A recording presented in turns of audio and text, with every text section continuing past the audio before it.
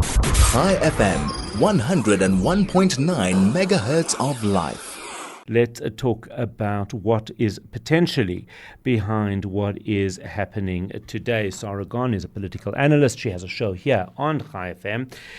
Government's response to the immigration crisis. We wanted to know what this is really about. We know that the South African government has mounted a significant security response ahead of the March to March demonstrations with additional deployment and the fact that that just to make sure that we don't have a repeat of 2021. But more than that, what is really going on here to help us assess not only their response, but what is behind it? We are joined by Sara Gon. Sara, very good morning.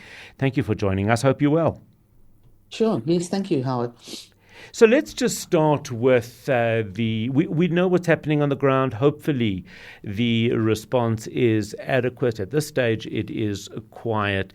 But what is concerning me is there seems to be some murkiness as to who is behind this, what this is about. Does it arise out of genuine frustration, or does it just is it using people's frustration to further another political goal? Give us your thoughts around this. I'm not sure that it's there to further another political goal, but I do think it's there to use the perceptions of foreigners in this country as a basis for raising their complaints and their unhappiness.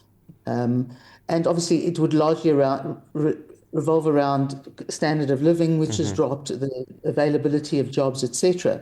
So they generally tend to see the foreigners as sort of impinging upon what people consider to be their right.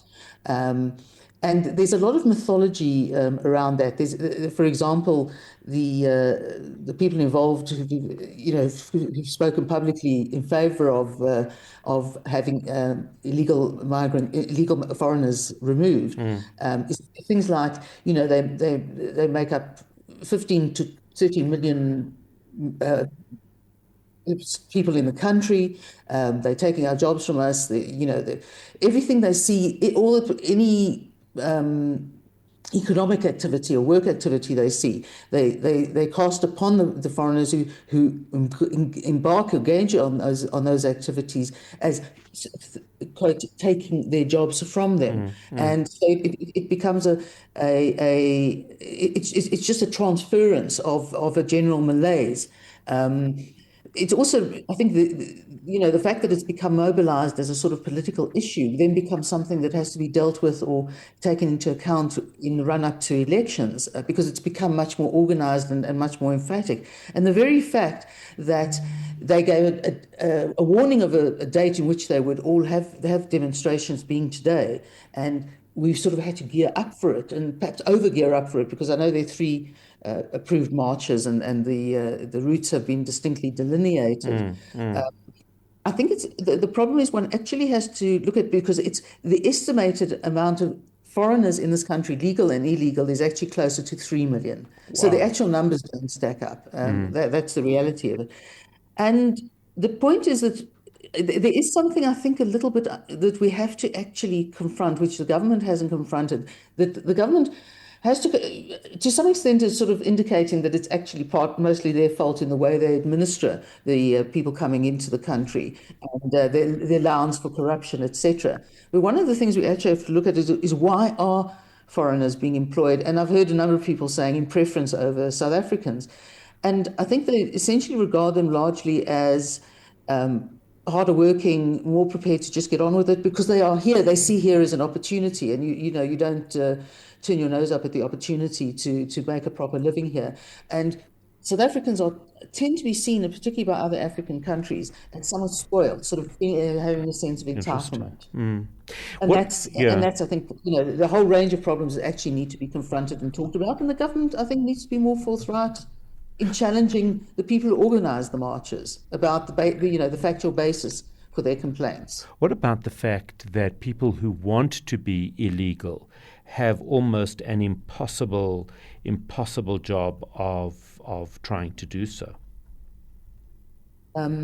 Sorry, Howard, I'm not quite sure what you mean by wanting to be illegal. We've spoken to many people who are saying that they've applied, that they are, and we're not only talking about, you're talking about people across the board, from laborers to blue collar to university professors, people from overseas who would love nothing better than to work in South Africa, earn a living, happy to pay taxes, but Right. are almost forced into a position. Well, I guess no one's forced to be a criminal, but are forced into a position in some ways by the fact that the system seems to be broken. And then add to that, for many people, the police themselves are problematic in that we are hearing anecdotal stories of police arresting people for being foreigners, not having papers, but actually really all they want to do, and maybe it's not even police, maybe it's people purporting to be, but that you pay a bribe and then you're back to where you were. So there's almost this notion of this sub economy around it. Well, I mean, there is a. I mean, South Africa is attractive because ostensibly, by comparison with the countries people come from, it's successful. There's money to be made there. It's seen as a land of opportunity, and from you face potential obstacles or an illegal way in. From the border onwards, and that involves, bribing officials, et cetera, et cetera. You then also have the situation where foreigners do apply for a registered status, which makes sense because it makes their lives easier. They don't have to be essentially operating with a constant threat that they can be accused of being here legally, and they are essentially, because they're not granted citizenship or similar status. And one of the big problems, apparently, is that they very often maintain the so-called illegal status while they are waiting for the Department of Home Affairs to regularize their status. And that's a very big problem. So that, in a way, they can't do anything about their illegal status even if they've tried to regularize it. And one of the things is that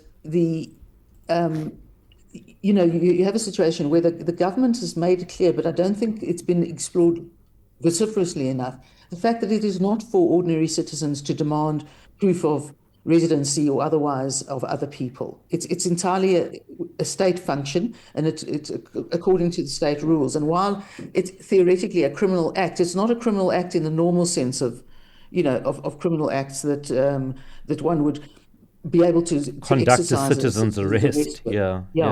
It's just not. It's not that sort of issue, and it is. So it is entirely.